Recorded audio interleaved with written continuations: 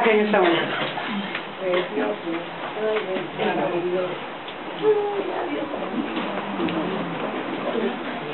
Bien, hermanos, muy buenos días. Gracias por estar esta mañana aquí. Y quería cantar un himno también en esta mañana. Amén. Hay algunos que lo tenemos allí, pero no los conocemos. Vamos a cantar este himno. Número 262. Bienaventurados son los de limpio corazón. Amén.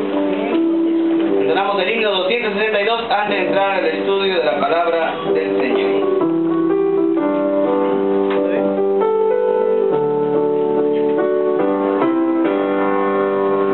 Bienaventurados son los de limpio corazón. Bienaventurados son los de limpio corazón, que no aman el tesoro de aquí. De tranquilidad y paz gozan cada día más, y del cielo el gozo tienen ya en ti. Oh, cantemos aleluya, y de todo corazón, por amor al Salvador, a su nombre nació, y por siempre cantaremos de su amor. Damas, grande dicha y favor, por ser el Señor, por su sangre derramada en la cruz. Por el pasado siempre fiemos la fe en el sueño, y me veo disfrutando en la luz. ¿Todos cantamos?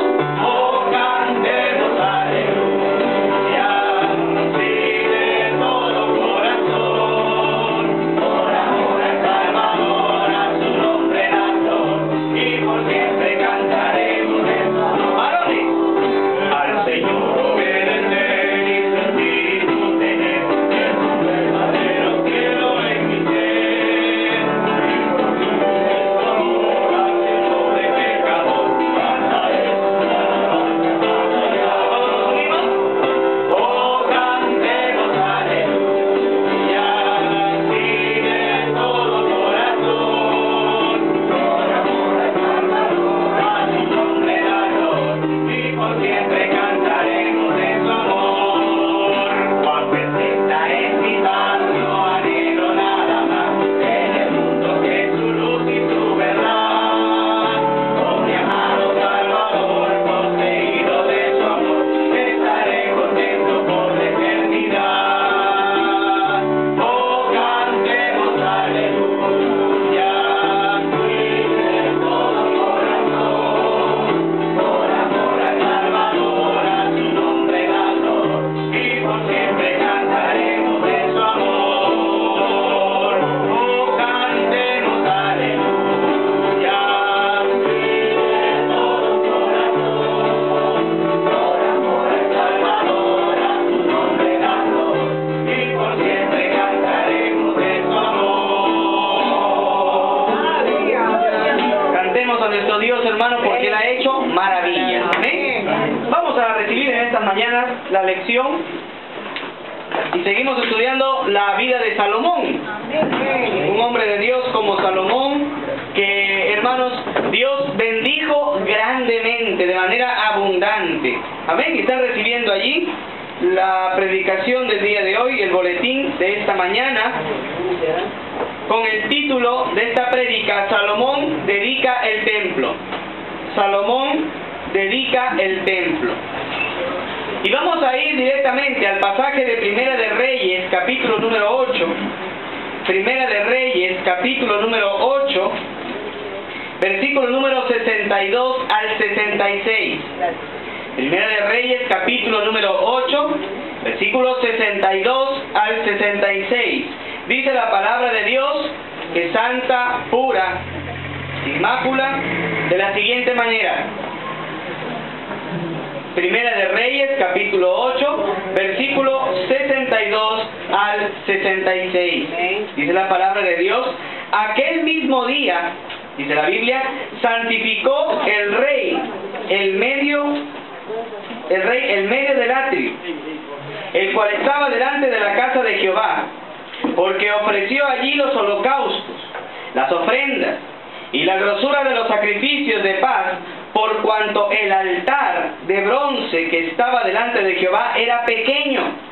y no cabían en él los holocaustos, las ofrendas y la grosura de los sacrificios de paz. Verso 65. En aquel tiempo Salomón hizo fiesta y con él todo Israel, una gran congregación desde donde entran en Hamad hasta el río de Egipto, delante de Jehová nuestro Dios, por 7 días y aún por otros 7 días. Esto es 14 días. Versículo 66. Y al 8º día despidió al pueblo, y ellos, bendiciendo al rey, se fueron a sus moradas alegres y gozosos de corazón, por todos los beneficios que Jehová había hecho a David su siervo, y a su pueblo Israel. Oramos a nuestro Dios. Eterno Padre, gracias te damos en esta mañana, porque toda ella nos bendice. Fortalece nuestras vidas, nuestros corazones, guíanos y ayúdanos para entender, comprender y aplicar tu sabio y maravilloso consejo en nuestras vidas. Guíanos, Señor, y ayúdanos. Te lo pedimos en el nombre de Jesús. Amén. Amén. Hermanos, antes de empezar, levante la mano los que necesitan un lapicero, por favor. Ahí les podemos proporcionar. ¿Alguien más necesita un lapicero? Levante la mano. Hay sitio por acá. Hay sitios, sí. Acá hay 2 sitios. Muy bien. Continuamos, hermanos. El templo de Salomón fue una de las mayores obras arquitectónicas durante la época antigua. Imagínense que el templo se inició en el año 14 del reinado del rey Salomón, y la construcción del templo duró aproximadamente 7 años y 6 meses. La alianza de Salomón con el rey de Tiro facilitó que el rey de Israel, o sea Salomón, pudiera adquirir de manera inmediata maderas del Líbano, y pudiera también tener la mano de obra de los artífices fenicios.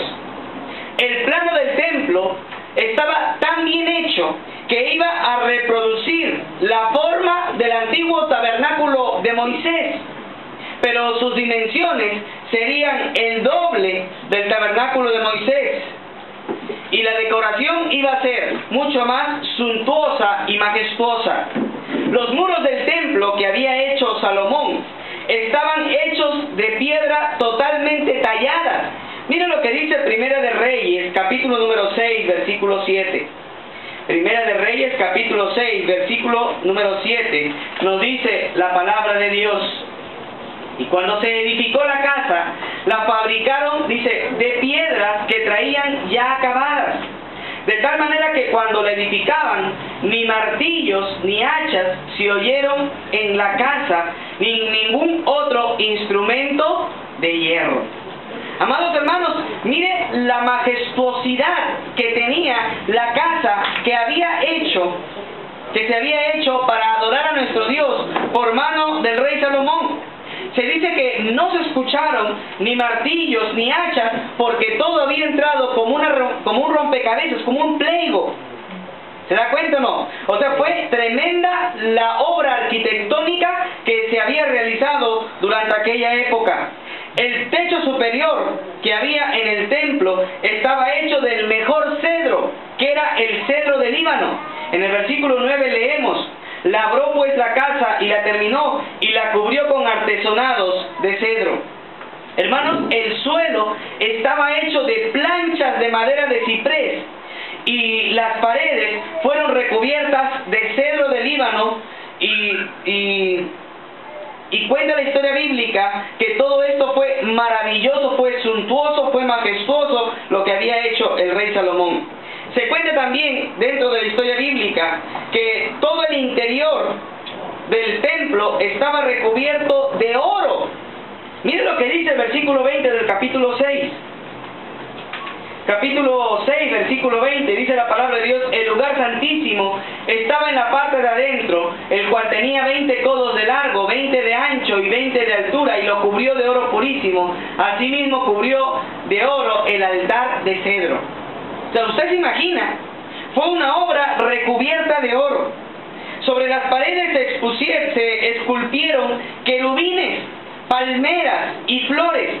Y el arca del pacto se hallaba en el lugar santísimo, la parte más adentro, más profunda del templo de Israel, que era separado por una cortina, que según Flavio Josefo, un historiador del pueblo de Israel, la cortina que separaba el lugar santo del lugar santísimo en el templo de Israel tenía un grosor de 10 centímetros.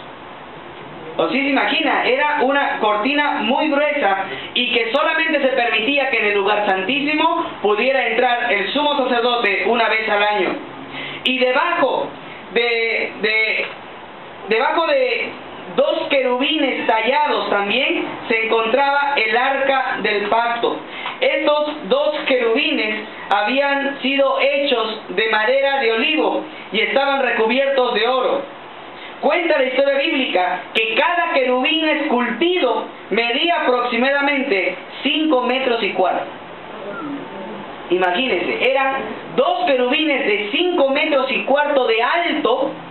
Una de sus alas tocaba la pared del lugar santo y la otra de sus alas tocaba en punta a la otra ala del otro querubín.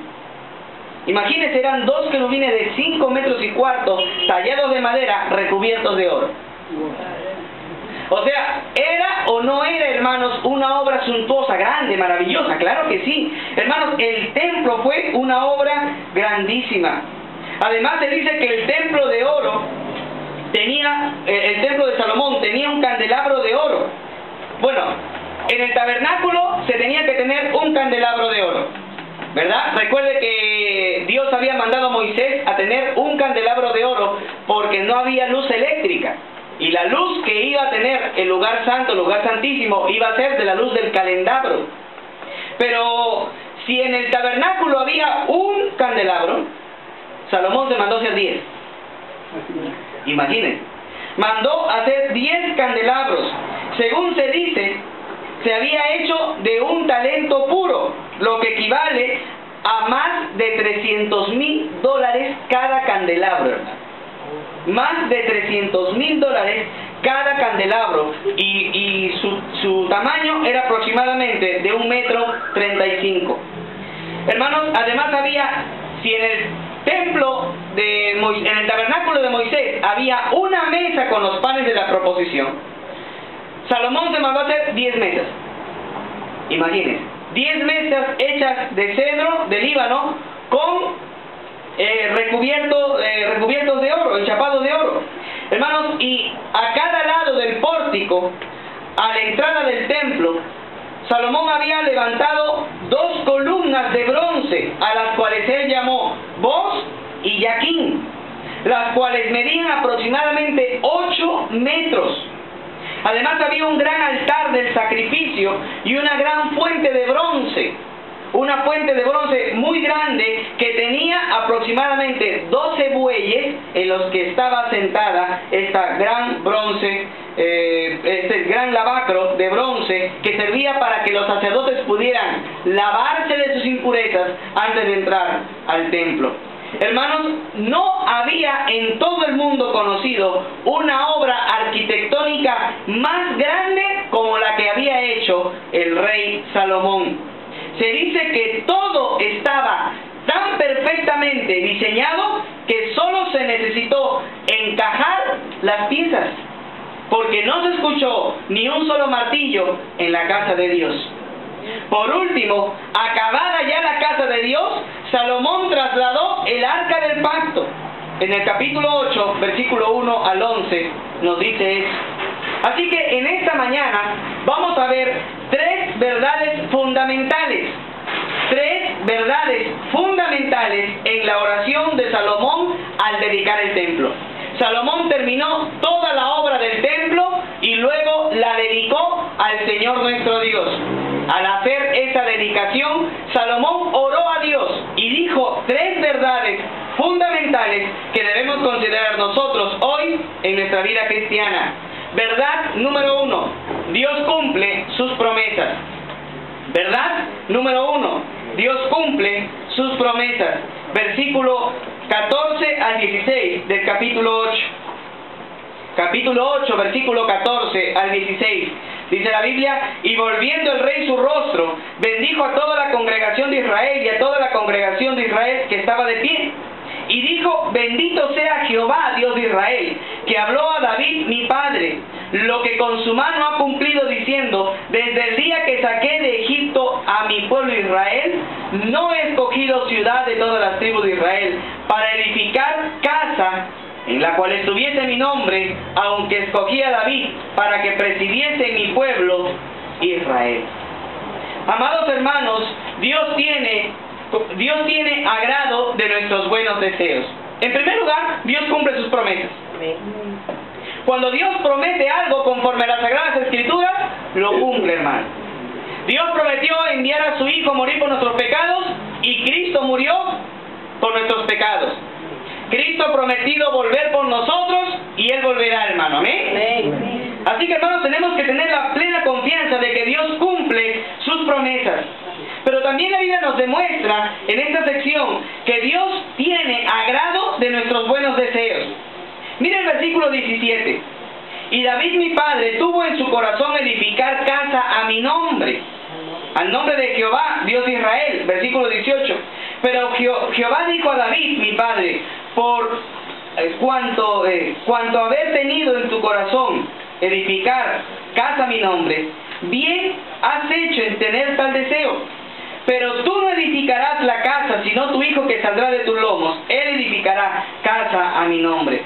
Hermanos, Dios se agrada de nuestros buenos deseos.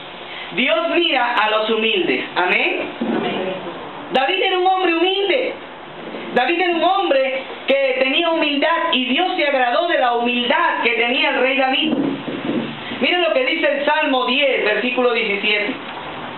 Salmo 10, versículo 17, nos dice la palabra de Dios. Salmo 10, versículo 17, nos dice la palabra de Dios: el deseo de los humildes oíste, oh Jehová, y tú dispones su corazón, y está atento tu oído.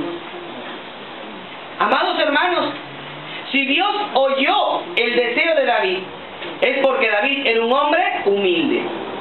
Amén. David era un hombre humilde, y Dios oye a los humildes.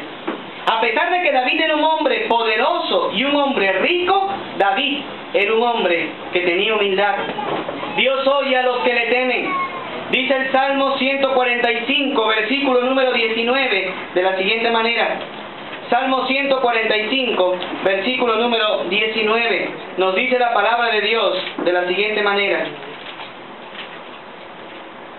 cumplirá el deseo de los que le temen, oirá a sí mismo el clamor de ellos y los salvará. Hermanos, Dios oyó el deseo de David, porque David no solamente era humilde, sino que temía a Dios. Y ese temor que tenía David a Dios le llevó a desear construir una casa al Dios de Israel. Así que sus intenciones eran buenas. Isaías 26, versículo 8, la Biblia agrega algo más, diciéndonos acerca de los deseos que tenemos los hijos de Dios. Isaías capítulo 26, versículo número 8, la palabra de Dios nos dice: también en el camino de tus juicios, oh Jehová, te hemos esperado. Tu nombre y tu memoria son el deseo de nuestra alma. Así que los hijos de Dios tenemos el deseo de hacer únicamente la voluntad de Dios. Nuestro deseo es agradar a Dios. Amén. Recuerde, usted está en la tierra únicamente para agradar a Dios. No está para agradarse usted. Usted está para agradar únicamente a Dios. Y David quería agradar a Dios. Y Dios le agradó ese deseo de construir una casa a su nombre. Pero hermanos, Dios le dijo: tú no vas a hacerme una casa. ¿Por qué? Porque estás lleno de sangre. Eres un hombre de guerra, no eres un hombre pacífico. No podrás construir casa a mi nombre. Pero tu hijo, el que saldrá de tus lomos, llamado Salomón, él sí va a construir una casa a mi nombre. Hermanos, Dios muchas veces escoge a los que van a hacer su obra. Y a veces nosotros tenemos el deseo de hacer esa obra y decimos: sí, bueno, yo estoy capacitado, yo tengo la capacidad, tengo las riquezas, voy a hacer la obra de Dios. Pero hermanos, Miren lo que dice Primera de Corintios, capítulo 1, versículo 28. Primera de Corintios, capítulo 1, versículo 28. La palabra de Dios nos dice de la siguiente manera: y de lo vil del mundo, lo menospreciado escogió Dios, y lo que no es, para deshacer lo que es, a fin de que nadie se jacte en su presencia. Hermanos, Dios puede tomar aún de lo vil y menospreciado para hacer su voluntad. ¿Amén? Amén. Así que David entendía esto, que Dios escogía a quien Él quería usar para hacer su obra y hacer su voluntad. Así que Él decidió obedecer a Dios, pero dejó todo el camino planificado, todo el camino hecho para que Salomón, el hijo del rey David, pudiera entonces construir una casa al Señor. Por eso termina el versículo 20 del capítulo 8 de Primera de Reyes, diciéndonos: y Jehová ha cumplido su palabra que había dicho, porque yo me he levantado en mi lugar, en lugar de David mi padre, y me he sentado en el trono de Israel, como Jehová había dicho, y he edificado la casa al nombre de Jehová, Dios de Israel. Hermanos, Dios cumple sus promesas. Josué lo recordó. Miren lo que Josué recuerda. Josué capítulo 21, versículo número 45. Josué 21, versículo 45. Josué nos dice acerca de las promesas de Dios: no faltó palabra de todas las buenas promesas que Jehová había hecho a la casa de Israel. Todo se cumplió. Hermanos, cuando Dios prometió algo a Israel, todo Dios lo cumplió. Amén. No hay nada que no se haya hecho. ¿Por qué? Porque Dios es fiel a su promesa. Dios es fiel a su palabra. Jesús, al final, para los creyentes, es el cumplimiento de sus promesas. Dice la Biblia en el libro de Romanos, capítulo 15, versículo 8. Romanos capítulo número 15, versículo número 8. La palabra de Dios nos dice de la siguiente manera. Romanos 15, versículo 8. Dice la palabra del Señor: pues os digo que Cristo Jesús vino a ser siervo de la circuncisión, para mostrar la verdad de Dios, para confirmar las promesas hechas a los padres. Jesús al final es para nosotros el fiel cumplimiento de la palabra de Dios, porque todas las promesas que Dios ha hecho a la iglesia y al pueblo de Israel tienen su garantía en la persona de Jesús.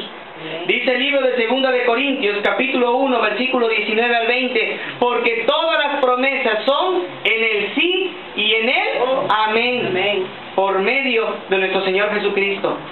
Así que, amados hermanos, así como Salomón podía estar seguro de que Dios había cumplido sus promesas a Israel, nosotros podemos también estar seguros de que todas las promesas que Dios nos ha hecho serán cumplidas en Jesús nuestro Señor. Amén. Así como Dios cumplió sus promesas con Israel, Dios también cumplirá sus promesas con la iglesia, porque así lo ha prometido en Jesús. Verdad número 2. 7 cosas que debemos pedir en oración. Verdad número 2. 7 cosas que debemos pedir en oración. 7 cosas que debemos pedir en oración. Salomón estaba dedicando el templo de Dios. Salomón estaba dedicando el templo para la única y exclusiva adoración del único Dios verdadero. Y cuando comienza a dedicar, él comienza a orar. Y dedica el templo de Israel como un lugar de oración. Y luego explica que hay 7 razones por las que debían de acercarse los hombres al templo de Israel para orar al Señor Dios. Razón número 1, para pedir la justicia de Dios. Versículo 31. Si alguno pecare contra su prójimo y le tomare el juramento haciéndole jurar, y viniera el juramento delante de tu altar en esta casa, tú oirás desde el cielo y actuarás, y juzgarás a tus siervos, condenando al impío y haciendo recaer su proceder sobre su cabeza y justificando al justo para darle conforme a su justicia. Una de las cosas por las que Salomón nos recomienda orar es para pedir la justicia de Dios. Hermanos, Dios no nos manda a vengarnos nosotros mismos. En el libro de Santiago, capítulo 1, versículo 20, dice: porque la ira del hombre no produce la justicia de Dios. Si usted quiere que se haga justicia de lo malo que le han tratado, si usted quiere que se haga justicia de lo malo que le han hecho, oiga, déjenlo en las manos de Dios. Dios es justo, hermano. Dios sabe vengar a sus hijos, a sus siervos. Amén. No os venguéis vosotros mismos, dice la Biblia, sino dejad a Dios la venganza, porque Él es el único justo. Dejemos de todo en las manos de Dios. Romanos capítulo 12, versículo número 19. Dice la palabra de Dios: no os venguéis a vosotros mismos, sino dejad lugar para la ira de Dios. Amados hermanos, no sé de lo malo que le hayan hecho. No sé de repente lo malo que hayan hablado de usted. No sé tal vez lo difícil que esté afrontando porque alguien le ha hecho daño. Pero sí estoy seguro que si usted ora pidiendo la justicia de Dios, Dios es juez justo. Amén. Amén. Dios es juez justo. Y dice la Biblia: tú oirás desde los cielos. Oiga, Dios oye desde los cielos, hermano. Dios oye nuestro clamor. Cuando usted y yo dejamos nuestras cargas delante de Dios, Dios oye. Amén. Dios bendice a sus hijos. Así que no hagamos venganza por nosotros mismos, porque hay por ahí gente que dice: un clavo saca otro clavo, ¿no? O hay gente que dice: no, yo me vengo, yo tengo que vengarme porque yo no voy a dejar que hagan de mi vida lo que quieran, yo voy a vengarme de esa persona. Oiga, amados hermanos, le aseguro que en esa ira no obra la justicia de Dios, porque la palabra de Dios lo dice. Pero si dejamos todas nuestras cargas, si dejamos todo lo malo que nos hayan hecho en las manos del único que es sabio, justo, hermanos, la justicia va a producirse, porque Dios es justo y Él es sabio. Segunda razón por la que Salomón nos aconseja allegarnos en oración, y es para pedir perdón, para tener victoria espiritual. Hermanos, nunca habrá un creyente con victoria espiritual hasta que no pida perdón por sus pecados. ¿Amén? Amén. La Biblia dice que tenemos que confesar nuestros pecados, porque Él es fiel y justo para perdonarnos. Pero un creyente que esté andando en pecado es un creyente que no va a tener victoria espiritual. Dice el versículo número 33: si tu pueblo Israel fuere derrotado delante de sus enemigos por haber pecado contra ti, y si volvieren a ti, confesaren tu nombre y oraren y te rogaren y suplicaren en esta casa, tú oirás en los cielos y perdonarás su pecado, el pecado de su pueblo Israel, y los volverás a la tierra que diste a tus padres. Amados hermanos, los pecados rompen nuestra comunión con Dios. Amén. Amén. ¿Nadie cree eso? ¿Sí? El pecado rompe nuestra comunión con Dios. Amén. Sí. Rompe nuestra comunión con Dios. Dice la Biblia en 1 de Juan, capítulo número 1, versículo número 6. Vamos para allí. 1 de Juan, capítulo número 1, versículo número 6. Si decimos que tenemos comunión con Él y andamos en tinieblas, mentimos y no practicamos la verdad. ¿Ves? No puede haber comunión con Dios mientras el creyente está en pecado. Por eso hay creyentes que están en derrota espiritual. ¿Por qué? ¿Por qué Israel cuando salía a la batalla no ganaba la batalla? Porque había pecado. ¿Usted recuerda el anatema que pasó con Acán? Dios le dijo a Josué: no cojas nada de Jericó. ¿Y qué hizo Acán? Se ocultó un manto de colores y un lingote de oro. Lo ocultó. ¿Y qué pasó? En Jai hubo una derrota. Después de tantas victorias del pueblo de Dios, una derrota. Y cuando Josué le preguntó a Dios, Dios le dijo: ahí está Acán, mátalo, sácalo y mátalo. Hermanos, cuando hay pecado en nuestras vidas, no hay victoria espiritual. Amén. Amén. Tenemos que desechar. Es verdad, el pecado nos asedia. La Biblia dice, despojándonos del pecado que nos asedia. Estamos corriendo la carrera de la fe, pero el pecado se nos está pegando. El pecado nos está cogiendo y no nos quiere dejar. Nosotros tenemos que decir, sal de aquí, pecado. Tenemos que dejar el pecado de atrás y correr con paciencia, puesto los ojos en Jesús, el autor y consumador de la fe. Pero tenemos que despojarnos del pecado, quitar el pecado de nuestras vidas, hermanos, para tener victoria espiritual. Por eso dice la Biblia, si tu pueblo Israel fuere derrotado, así como Israel era derrotado por su pecado, nosotros no vamos a tener una vida de victoria hasta que no confesemos nuestros pecados. Hermanos, lo más sencillo, lo más fácil para el creyente, si confesáramos nuestros pecados, Él es fiel y justo. O sea, Dios no te va a negar su perdón. ¿Usted entiende eso? Dios no le va a negar su perdón. Dios le da su perdón. Lo único que quiere es que usted confiese su pecado. Confiéselo, Él no le va a negar su perdón. Claro que la consecuencia igual le va a llegar. Porque no diga usted, yo peco, me limpio la boca y no pasó nada. No. La consecuencia va a llegar. Dios le perdona, pero la consecuencia va a llegar. Y gloria a Dios por la consecuencia. Porque nos enseña que somos hijos de Él.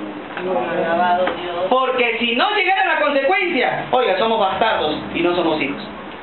¿Amén? Amén. Así que, hermanos, gracias a Dios, porque Él cuida de nosotros y también nos da las consecuencias del pecado.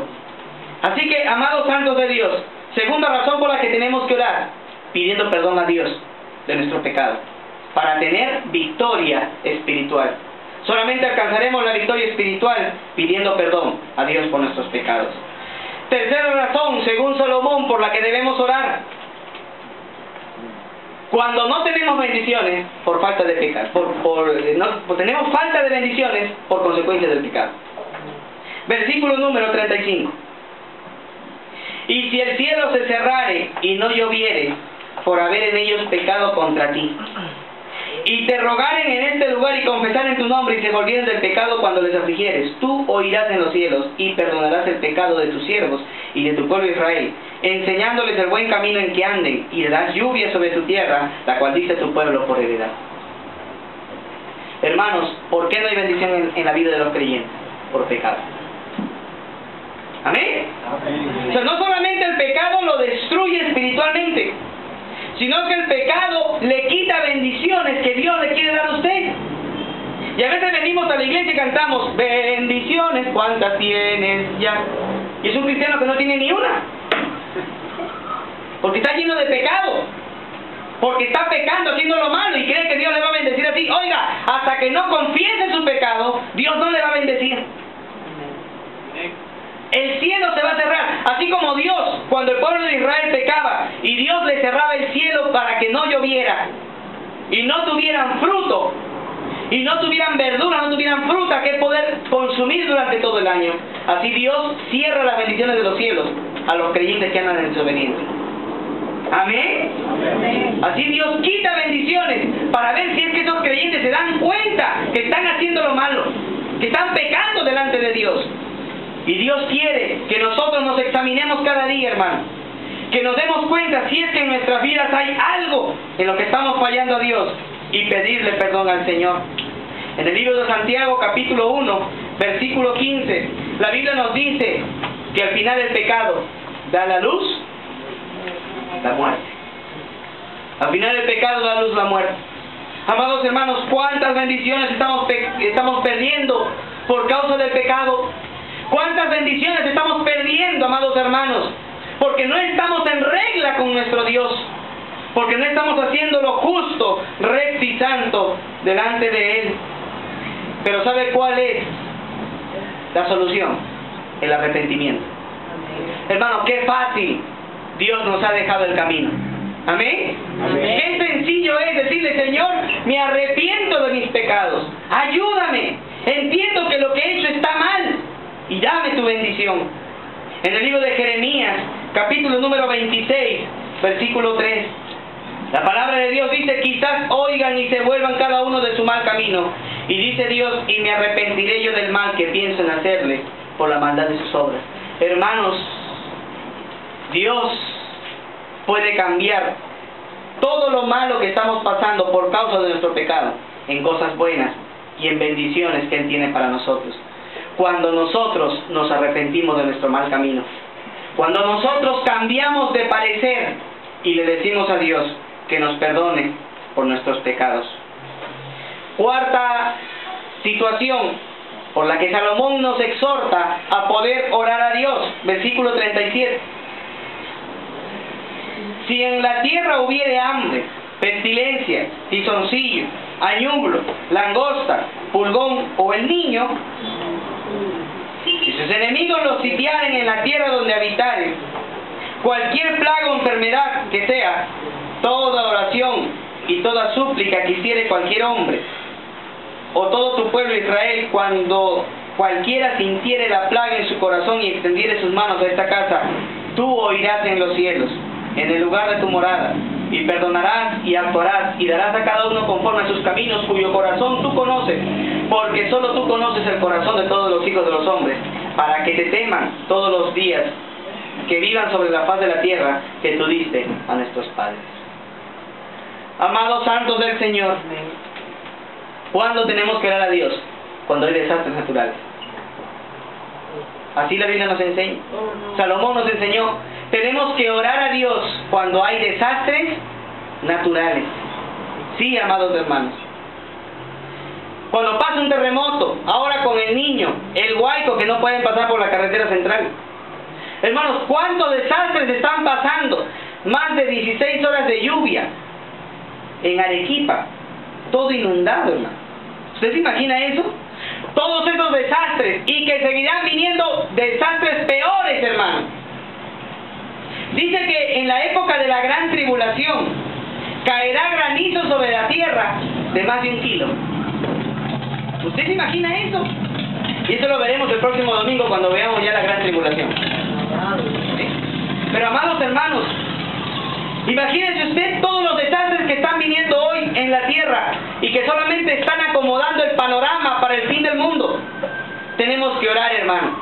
Cuando escuchamos creo que últimamente hubo un terremoto en Chile, y así hay terremotos por todos lugares, orar, hermanos. Orar por los hermanos, por las iglesias, por las personas que están pasando dificultades, en terremotos, en huaicos, en aluviones, en maremotos y cuántas cosas que están pasando hoy en día, hermanos. Oremos. Amén. Amén. Seamos solidarios en orar por esas personas para que Dios pueda ayudarles, porque no estamos exentos de que pueda pasar en Lima y que usted y yo nos quedemos sin casa, nos quedemos sin techo, nos quedemos sin ropa, y también habrán otros orando por nosotros. Amén. Amén. Oremos, hermanos, por todas las personas que pasan dificultades, que pasan desgracias. Amén. Porque no es fácil mantener la calma en un desastre natural, ¿o sí? No, le apuesto que sí. Le apuesto que si en este momento hay un temblor, ¿cuántos estuvieran afuera ahí gritando, Señor? No. No es fácil mantener la calma en medio de la dificultad, pero Dios nos promete tener una paz que sobrepasa todo entendimiento. Amén. Amén. Filipenses 4:7. Y la paz de Dios que sobrepasa todo entendimiento guardará vuestros corazones. Así que, amados hermanos, aunque no es fácil en medio de la dificultad, de la tempestad, del desastre natural, tener la calma, hay una calma que Dios da, y es la calma que sobrepasa todo entendimiento. Amén. Amén. Así que, hermanos, confiemos y oremos por aquellas personas que están pasando dificultades por medio de los desastres naturales. Sexta razón por la que tenemos que orar: cuando nos vamos a preparar para las batallas. Versículo 44. No, perdón. Número 5, ¿no? Quinta razón: ser testimonio para los incrédulos. Versículo 41. Asimismo, el extranjero que no es de tu pueblo Israel, dice, que viniere de lejanas tierras a causa de tu nombre, pues oirán tu gran nombre de tu mano fuerte y de tu brazo extendido, y viniere a orar a esta casa, tú oirás en los cielos, en el lugar de tu morada, y harás conforme a todo aquello por lo cual el extranjero hubiere clamado a ti, para que todos los pueblos de la tierra conozcan tu nombre y te teman, como tu pueblo Israel, y entiendan que tu nombre es invocado sobre esta casa que yo edifique.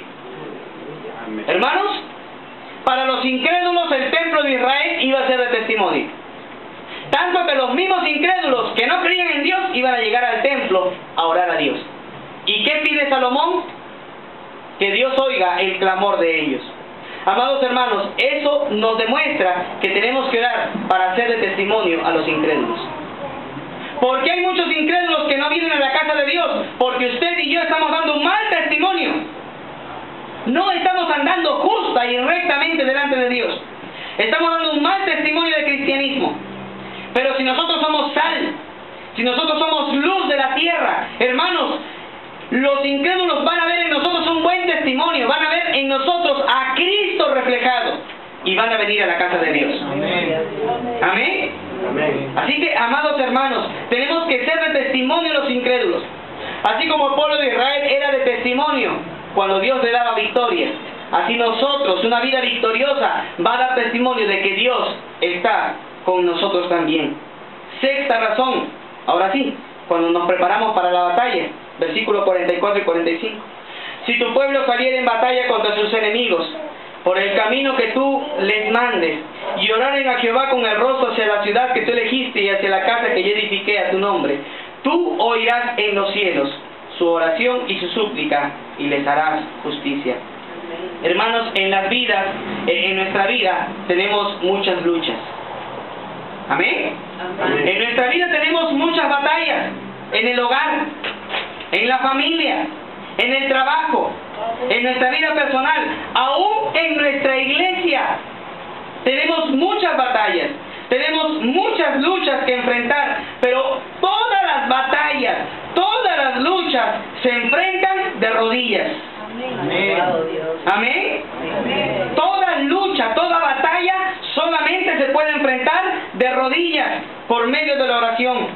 Las grandes victorias de nuestra vida solamente las vamos a obtener cuando oremos a nuestro Dios. Hermanos, le aseguro que un hombre que esté de rodillas siempre estará de pie frente a las dificultades. Un hombre que esté de rodillas siempre estará de pie delante de sus enemigos. Así que, amados hermanos, cuando usted y yo nos preparemos para la batalla, para salir a enfrentarnos a la familia, al mundo, a nuestra propia vida, en la iglesia, y cuando tengamos que enfrentar cualquier dificultad, no se olvide, ore a Dios, porque Dios le va a dar la victoria. Ore a Dios, hermanos, porque Dios le va a ayudar a ganar esta batalla espiritual. Y número 7, ¿por qué más Salomón nos recomienda orar? Para reconciliarnos con Dios. En el versículo 46 la palabra de Dios dice: y si pecaren contra ti. Oye, porque no hay hombre que no peque. Es como una hermana que en una ocasión, cuando le decía que la salvación era segura en Cristo, dice: ¿y usted no peca? Bueno, yo sí peco, pero confieso mi pecado y Dios me perdona, entonces no puedo perder mi salvación. Ah, no, usted está muy mal. Porque ella dice que no se pierde la salvación.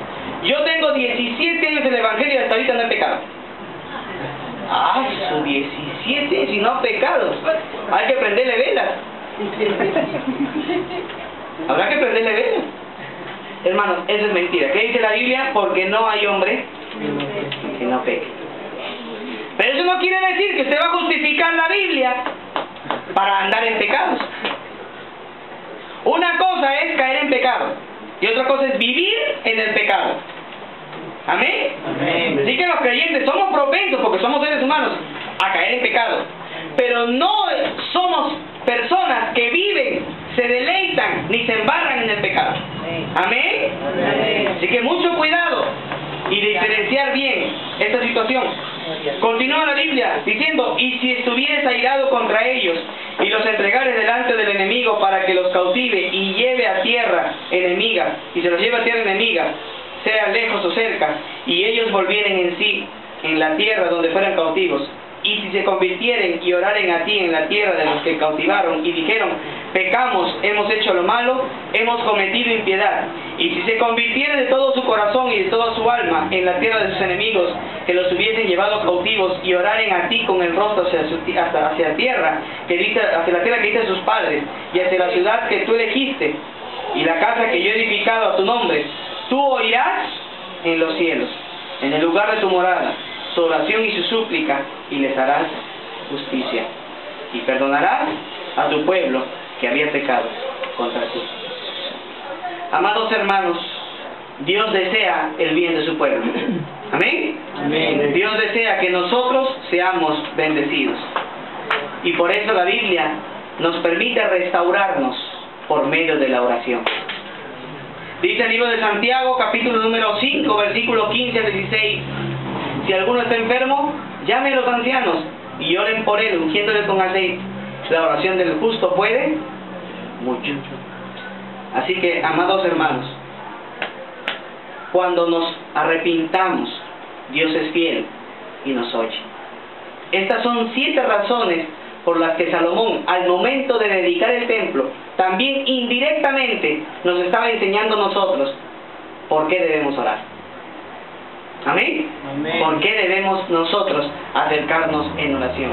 Hoy en día ya no hay un templo como el templo de Israel. ¿Sabe cuál es el templo? Usted y yo. ¿Amén? Amén. Usted y yo somos el templo ahora de Dios, porque en nosotros habita su Santo Espíritu.